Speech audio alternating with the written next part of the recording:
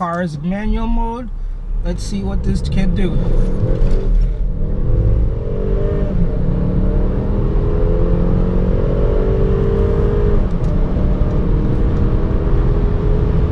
What's up, YouTube?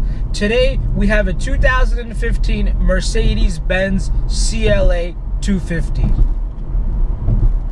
This is a 208 horsepower 2.0 turbo car which has an impressive 260 pounds of torque.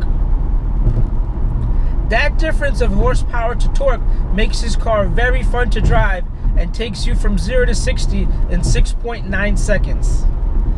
This CLA has a 13-gallon gas tank, weighs 3,400 pounds, and has 17-inch wheels, and has a 7-speed automatic transmission with a dual clutch. Yes, a dual clutch. The 0 to 60 time might not be the fastest, but when you drive this car, it will be the funnest.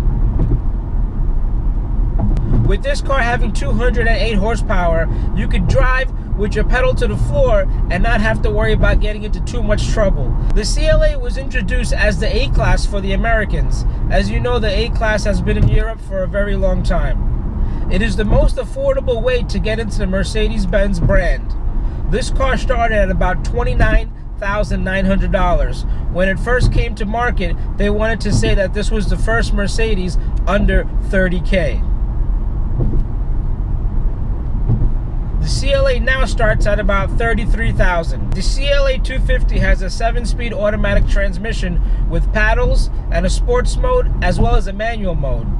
With the additional torque, the turbo and the dual clutch, this car packs a punch. The design on this car is definitely like its older sibling, the CLS, at nearly half the cost. The CLA has a decent fuel economy for a 4-cylinder car, 26 miles per gallon in the city and about 38 on the highway. It does have the auto start-stop functionality where if you're at a red light, the engine will stop and you'll save a little bit on gas. It depends on how much you drive in the city. It'll definitely help you a lot. If you're in traffic, I do suggest you turn it off because the car will stop and start and stop and start, and it just gets annoying at a certain time. But it is very fast the way it stops and the way it starts.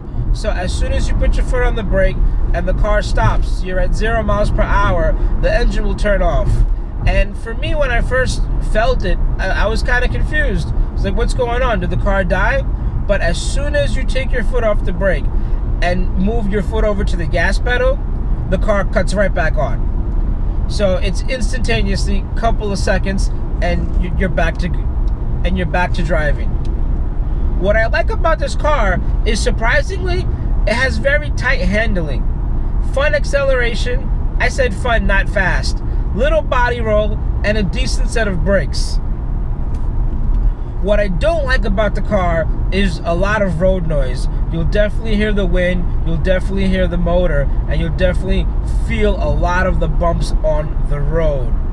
The shifts are a little bit rough, and that's due to the dual clutch. The way the dual clutch works is the next gear is always ready while you're in the current gear, and it's just ready to go. So sometimes it might be a rough shift for a lot of you people.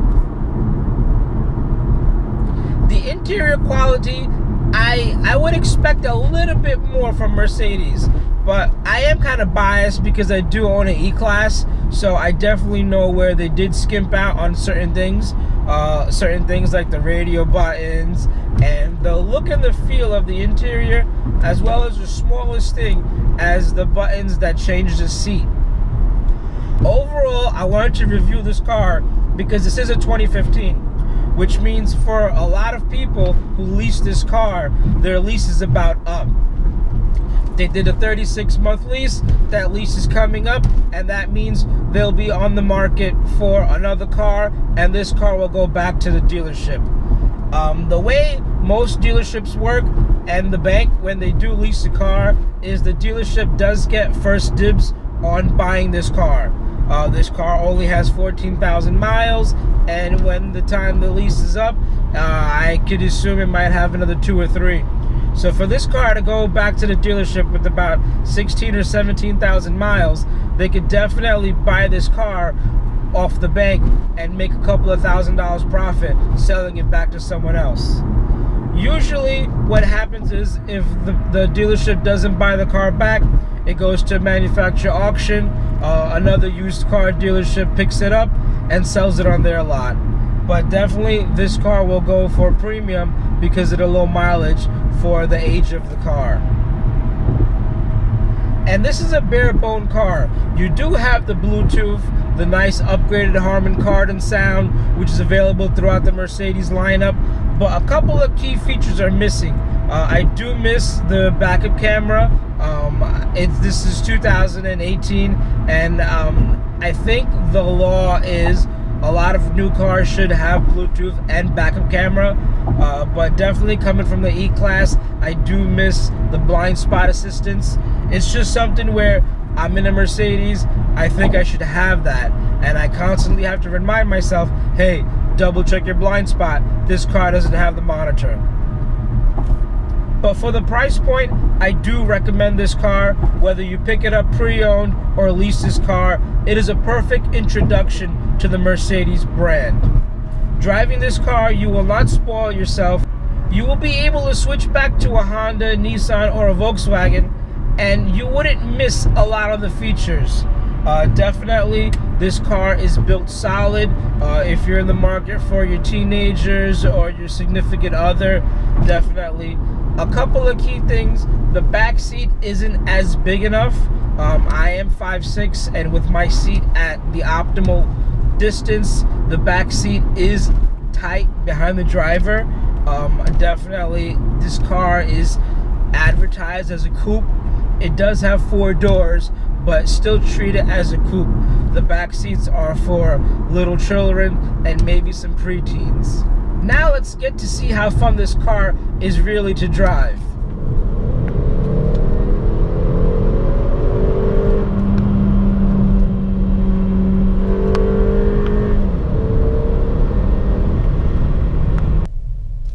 So my favorite feature of this car is the brake hold function.